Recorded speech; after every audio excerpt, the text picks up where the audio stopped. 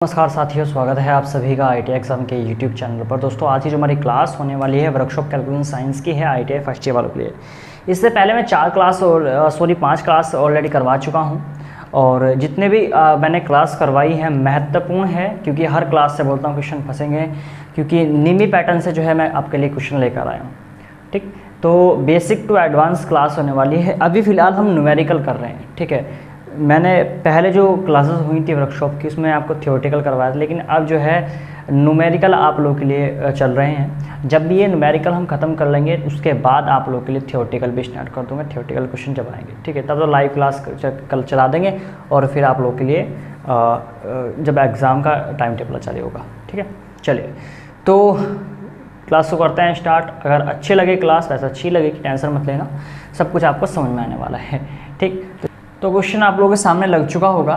अब देखिए क्या बोल रहा है क्वेश्चन। यदि किसी पिंड का घनत्व 7.6 ग्राम्स पर सेंटीमीटर क्यूब और इसका आयतन 25 सेंटीमीटर पर क्यूब है तो इसका द्रव्यमान कितना होगा। ठीक है, तो देखिए ये जो है न्यूमेरिकल इस प्रकार के आपके एग्ज़ाम में बनते हैं, क्योंकि निमी पैटर्न से हैं। ठीक, और सभी जो PDF है भाई, अगर आप लोग PDF की डिमांड करोगे कि जितने क्वेश्चन मैं करवा रहा हूँ किसकी PDF कहाँ से मिलेगी, तो वो भी मैं वेबसाइट पर डलवा दूंगा। वेबसाइट पर आप लोगों को सब कुछ अवेलेबल मिल जाएगा जल्दी। तो देखना, सबसे पहले इन्होंने दे रखा है कि घनत्व।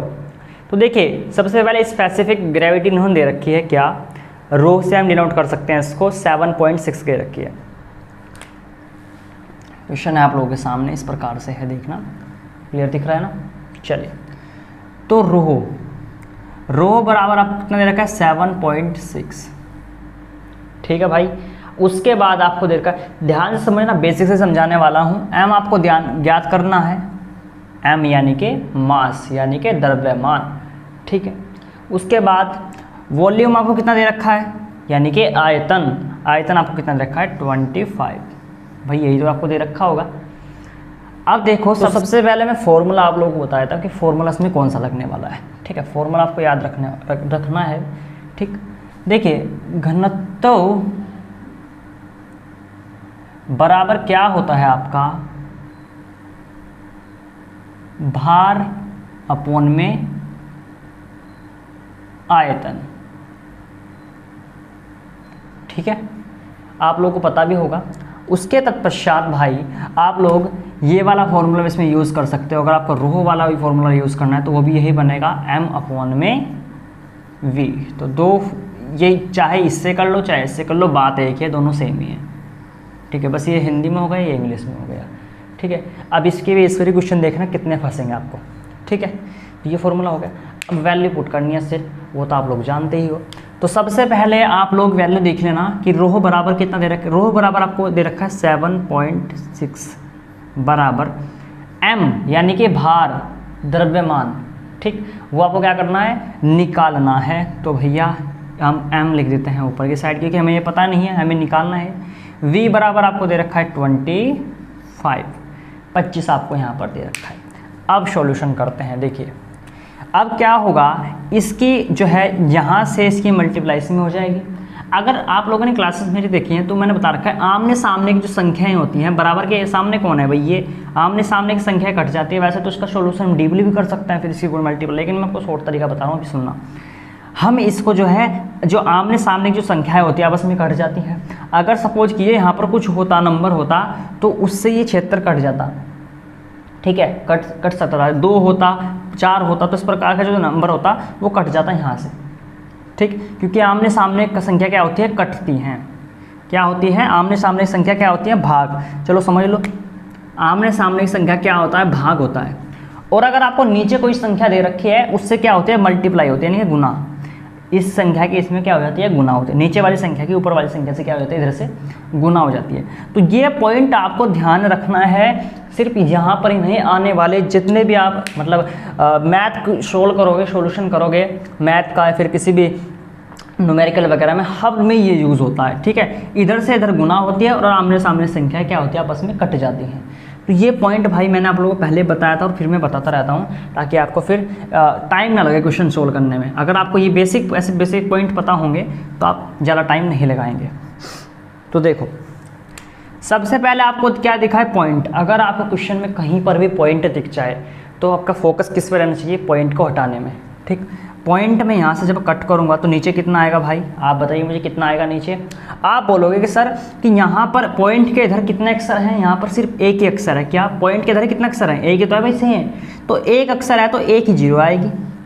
और फ्री में क्या आता है, फ्री में आता है आपका एक, ये तो आता ही आता है, चाहे आपका हो या ना हो, चाहे आपकी जीरो कितनी हो। ठीक है, तो पॉइंट के इधर कितने अक्षर थे, एक थे, एक जीरो आ चुके हैं और एक साथ में आता ही आता है। तो आपके पास ये क्या बन चुका है, 76/10। अब मेरे भाई मुझे ये बताइए आप लोग, थोड़ा सा ऊपर नीचे हो रहा है ना, तो 76/10 ऊपर सही तरह से लिख देता हूँ ताकि आपको समझ में जाए। 76/10 तो मेरे पास यहाँ से यहाँ तक आ चुका है। अब मैंने अभी आपको क्या बताया कि इस साइड की जो संख्याएं होती है, आमने सामने की जो होती है, वो क्या होती है, कट जाती हैं। अब क्या हो जाती है, भाग हो जाती हैं। क्या हो जाती है, कट जाती हैं। वो आमने सामने की संख्या क्या हो जाती है, कट जाती हैं, यानी कि भाग हो जाती हैं।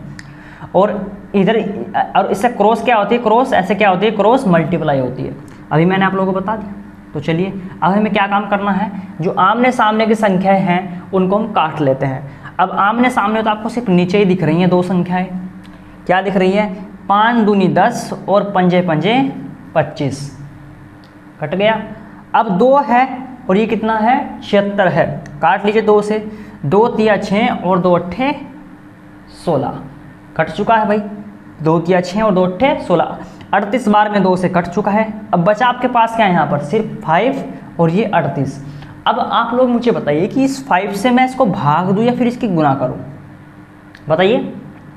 आप लोग कह रहे होंगे भाई, क्योंकि लाइव नहीं चल रहा है तो उस वजह से थोड़ी भी दिक्कत सी हो रही है, क्योंकि लाइव में डायरेक्टली आपसे पूछ लेता हूँ।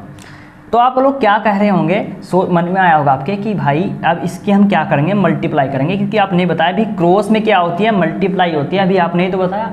तो हाँ, मैंने बताया भी जो होती है क्रॉस में मल्टीप्लाई होती है। तो हम सच में ही 5 की मल्टीप्लाई 38 में कर देंगे, जो भी होगा आपका आंसर आ जाएगा। तो 5 अट्ठे 40 और 5 थिए 15 19, तो 190 आप लोगों का इसमें आंसर दे रखा होगा। ठीक है, ऑप्शन अपना मैच कर लेना। ठीक है, समझ में आ रहा होगा, बिल्कुल आ रहा होगा समझ में, जैसे समझा रहा हूँ। तो चलिए अगला क्वेश्चन आप लोगों के सामने लग चुका होगा। दिया गया होगा कि देखिए से ठोस का घनत्व 19.5 ग्राम पर सेंटीमीटर क्यूब है, तो ठोस का विशिष्ट गुरुत्व कितना होगा। तो देखो मैं आपको सबसे पहले तो मैं आपको बताना चाहता हूँ कि जितने भी ये क्वेश्चन आपके निमी पैटर्न से ही हैं, निमी की पीडीएफ में सभी क्वेश्चन देख रखे हैं। सीरीज़ वाइज मैं करवा रहा हूँ, अगर आप वो लोग पीडीएफ में देखना चाहो तो पीडीएफ में भी देख सकते हो। ठीक है, पीडीएफ आपको जो है, अगर अभी के लिए मैं बात करूँ तो पीडीएफ अभी टेलीग्राम पर मौजूद है, ये जो मैं जिससे मैं क्वेश्चन करवा रहा हूँ ये। ठीक है, तो ये लगभग 69 और 70, क्वेश्चन नंबर 70 है ये वर्कशॉप कैलकुलेशन का। ठीक है, कौन से नंबर का क्वेश्चन है, 70 नंबर का। ठीक है, ये आपको ध्यान रखना है। इसको मैं रफ कर देता हूँ। ठीक है, यहाँ पर लिख देता हूँ इधर की साइड।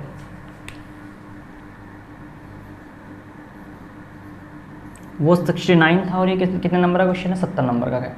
मेरा मतलब है क्वेश्चन नंबर 70 है ये वर्कशॉप कैलकुलेशन साइंस के पीडीएफ में। ठीक है, चलिए तो क्वेश्चन नंबर 70 आप दिया गया होगा कि यदि ठोस का घनत्व 19.5 ग्राम पर सेंटीमीटर क्यूब है तो ठोस का विशिष्ट गुरुत्व कितना होगा। तो ये सिंपल होता है। देखिए इसमें तो जितना अगर आपको दे रखा है ना, वैल्यू जितनी दे रखी है वही आपका आंसर हो जाता है। 19.5 आपको ग्राम पर सेंटीमीटर क्यूब दे रखा है। ठीक है, उसके बाद 4 डिग्री सेल्सियस पर हम जो है इसमें लगाते हैं क्या, वाटर का, और वही आपका, और 4 डिग्री सेल्सियस का मान कितना होता है वाटर में, 1 होता है। तो वही अब 1 से किसी को भी भाग दीजिए। आपको इस क्वेश्चन में कुछ भी रटाने की जरूरत नहीं है। सिर्फ अगर आपको ऐसे टाइप का क्वेश्चन दिख जाए कि घनत्व आपको दे रखा है और आपसे विशिष्ट गुरुत्व पूछा है, तो सेम टू सेम आपका जो वैल्यू होती है वही आपका आंसर हो जाता है। तो इसमें ज़्यादा लंबी चौड़ी बात नहीं है। आगे क्वेश्चन में और बढ़ते हैं जो मेन है। चलिए क्वेश्चन है कि एक लोहे के घन का घनत्व ग्राम पर, अच्छा इसमें वैल्यू नहीं दे रखी क्या, अच्छा घनत्व ग्राम पर सेंटीमीटर क्यूब में कितना होगा यदि इसका भार ग्राम 4.8 किलोग्राम और आयतन 640 सेंटीमीटर क्यूब है। अच्छा तो अब की बार भैया घनत्व उसने पूछ लिया है ना। तो फॉर्मूला मैंने अभी आपको बताया क्या होता है। फॉर्मूला होता है भैया घनत्व बराबर भार अपॉन में आयतन। भाई यही तो फॉर्मूला होता है, ठीक है। फॉर्मूला कौन सा होता है, यही तो होता है, घनत्व बराबर भार अपॉन में आयतन, या फिर आप लोग रो से भी इसको कर सकते हो, m अपॉन में v। यही फॉर्मूला मैंने अभी आपको बताया था, इसी के बेस पर क्वेश्चन चल रहे हैं। तो यही फॉर्मूला भी यहाँ पर यूज़ होगा। देखिए ये चाहे ऐसे कर लीजिए चाहे ऐसे कर, बात एक ही है, हिंदी में रहने देता हूँ। चलिए, तो आपको क्या दे रखा है यहाँ पर, घनत्व भार कितना दे रखा है, भार। तो भार आपको दे रखा है भैया आपको 4.8 है ना, अच्छा 4.8 किलोग्राम। अच्छा, तो आयतन आपको कितना दे रखा है, आयतन दे रखा है भैया आपको, आयतन ये आपको दे रखा है 640 सेंटीमीटर क्यूब। और पूछा क्या है आपसे, पूछ रखा है कि घनत्व बताइए। घनत्व पूछा किस में है, ग्राम पर सेंटीमीटर क्यूब में। अब देखिए इसमें ध्यान देने वाली, अब आप लोग सोच रहे होंगे एक ही सीरीज के सवाल करवा रहे हैं, एक ही क्वेश्चन है वो तुमने कर लिया, लेकिन ये जो डायरेक्ट है ना, एग्जामिनर इतना पागल नहीं है कि वो सिर्फ एक ही सीरीज के क्वेश्चन इसमें पीडीएफ में नीमी पैटर्न वाले में एक ही सीरीज का क्वेश्चन दे रखे हैं। लॉजिक देखो इसमें क्या है।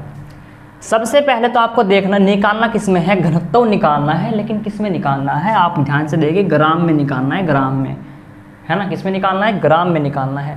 किंतु परंतु आप लोग देख सकते हो यहाँ पर भार किस में दे रखा है आपको, किलोग्राम में। किस में दे रखा है, किलोग्राम में दे रखा है। और या तो अब आप एक काम कीजिए, ये जो किलोग्राम में दे रखा है ना, इसको ग्राम में बनाइए, क्योंकि आपका जो आंसर आना चाहिए वो ग्राम में आना चाहिए। आपको सबसे पहले क्वेश्चन सोल्व करने से पहले ये देख लेना है कि जिस चीज़ को हम निकाल रहे हैं, जिस चीज़ का हमें मान चाहिए वो किस में है, ग्राम में है या किलोग्राम में। उसके बाद उस वैल्यू को देखिए, भार को देखिए कि वो भार किलोग्राम में है या फिर ग्राम में है। तो आपको दोनों चीज़ें बराबर रखनी है। अगर ये ग्राम में है तो ये भी ग्राम में होना चाहिए, अगर ये किलोग्राम में है तो ये भी किलोग्राम में होना चाहिए। लेकिन यहाँ पर उल्टा हो रहा है, यहाँ पर ये किलोग्राम है और ये ग्राम है। तो हम एक काम करते हैं भैया, इसको जो ये भार है 4.8 किलोग्राम, क्या हम इसको ग्राम में बदल सकते हैं, किलोग्राम से हम ग्राम में बदल सकते हैं क्या? तो आप लोग बोलोगे कि जी हाँ, हम ग्राम को किलोग्राम में जो है, किलोग्राम को ग्राम में बदल सकते हैं। अब मैंने कहा कैसे, तो आपने बोला कि अगर हमें किलोग्राम को ग्राम में चेंज करना है तो हमें क्या करना पड़ेगा, हमें 1000 से गुना करनी पड़ेगी, यही तो करनी पड़ेगी। कैसे हो जाएगा फिर ये, फिर आप कैसे लिख सकते हो उसको देखिए, ये फिर आपके पास बन जाएगा इस प्रकार से कि 4.8 मल्टीप्लाई 1000, यही तो बनेगा किसमें, ग्राम में, यही तो बनेगा आप लोगों के पास। उसके बाद ये आपका क्या आ चुका है, भार आ चुका है 4.8 मल्टीप्लाई 1000 ग्राम।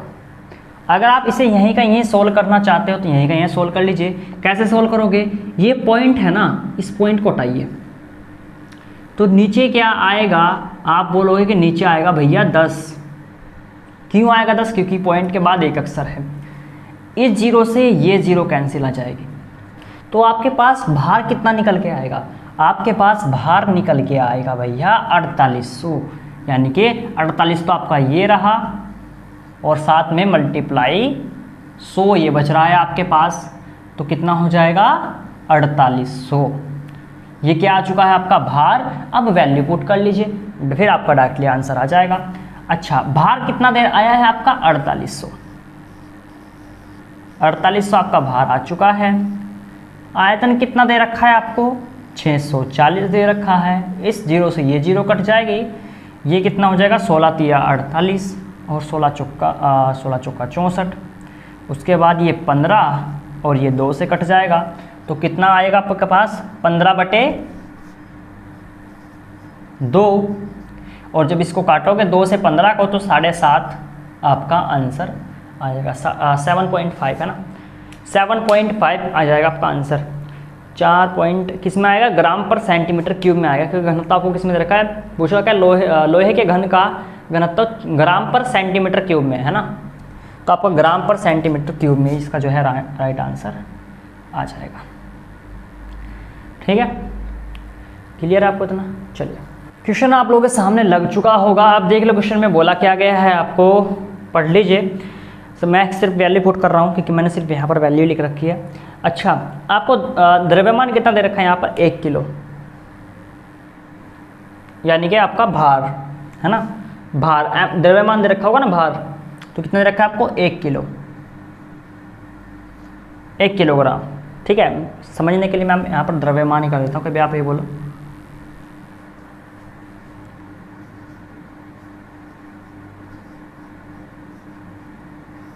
द्रव्यमान कितना दे रखा है आपको, 1 किलो। ओके, उसके बाद आपको घनत्व कितना दे रखा है आपको, 13.6 ग्राम पर सेंटीमीटर क्यूब। क्या दे रखा है आपको घनत्व, 13.6 ग्राम पर सेंटीमीटर क्यूब। उसके बाद ये वैल्यू आपको निकालनी है। अब भाइयों वही फिर पुराने वाला मुद्दा छिड़ चुका है यहाँ पर, ये किस में है, किलोग्राम में, ये किस में है, ग्राम में। तो क्या करोगे क्या, सिर्फ इसको क्या करना, आपको ग्राम में बदल देना है। ग्राम में डायरेक्टली आप बदल सकते हो, 1 किलोग्राम में कितने ग्राम होते हैं, तो डायरेक्टली आप लोग बता सकते हो कि 1 किलोग्राम में 1000 ग्राम होते हैं भाई। मैंने कहा ठीक है, तो 1 किलोग्राम ही दे रखा है मुझे, तो मैंने लिख दिया 1000 ग्राम। वैल्यू पुट कर लीजिए, जो आएगा आपका आंसर आ जाएगा। चलिए पुट करके दे देता हूँ। भार कितना दे रखा है आपको, 1000। उसके बाद घनत्व कितना दे रखा है आपको यहाँ पर, 13.6। उसके बाद ये वैल्यू आपको निकालनी है क्या, वॉल्यूम। भाई वॉल्यूम आपको निकालना है। अब मैंने आप लोगों को क्या बता रखा है कि आमने सामने की जो संख्या होती है वो कट जाती है। अब यहाँ पर जब मैं पॉइंट हटाऊँगा, नीचे कितना आ जाएगा, 10 आ जाएगा। आएगा कि नहीं आएगा भाई, 13.6 है, ये पॉइंट रहा है, मैंने एक नंबर था तो 1 0 आ चुका है।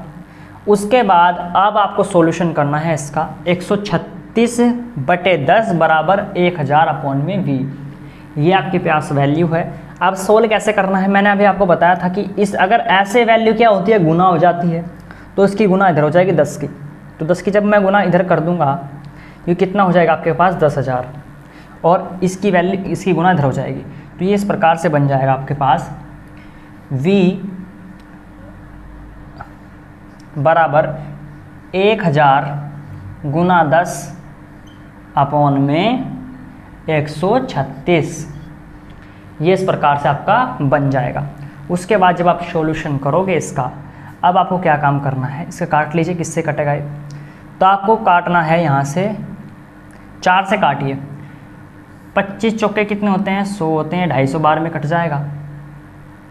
ठीक है, और 4 तिये 12 और 4 चौक 16, 34 बार में कट गया।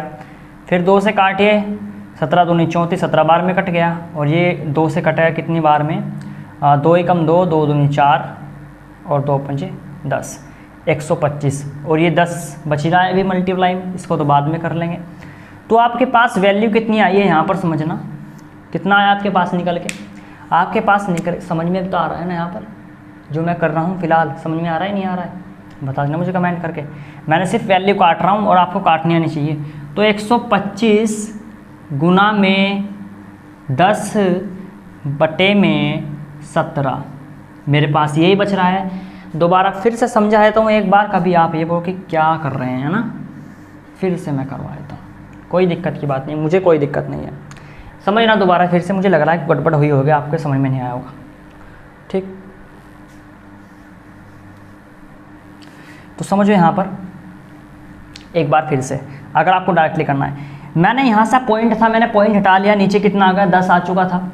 उसके बाद मैंने अभी आपको बताया था कि ऐसे जो होती है वो गुना होती है और आमने सामने की संख्या क्या होती है, आपस में कट जाती है।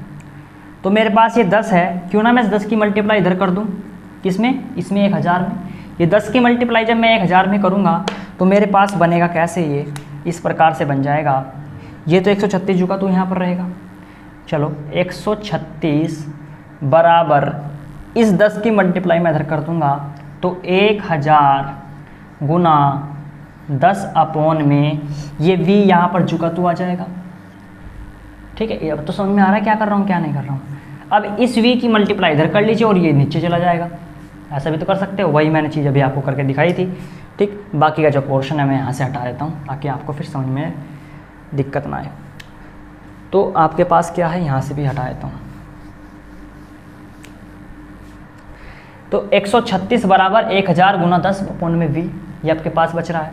अब आपको क्या काम करना है, ये कि इसको इसे बटे में लीजिए, चाहे आमने सामने काट सकते हो, लेकिन मैं आपको समझाने के लिए इसके बटे में लेकर जा रहा हूँ। लेकिन एग्जाम में आपको ऐसे बटे में लेकर नहीं जाना है, क्योंकि ऐसे टाइम लगेगा। सिर्फ मैं आप समझाने के लिए लेकर जा रहा हूँ उसको बटे में, क्योंकि आपको ताकि सही तरीके से आपको समझ में आ जाए। अन्यथा आप उसको डायरेक्टली ऐसे भी काट सकते हो। ऐसे ही काट दूँ, चलिए मैं ऐसे ही काट देता हूँ। तो ये कितना हो जाएगा, 1000 गुना 10, तो यहाँ पर कितना आ जाएगा, ये एक जीरो और बढ़ जाएगी जब 10 की गुना हो जाएगी यहाँ पर, तो टोटली यहाँ पर इस प्रकार से बन जाएगा, है ना। ये तो समझ में आ रहा है। अब काट लीजिए। मैंने सोचा कि मैं किससे काटूं, मैं काटता हूँ भाई 4 से इसको।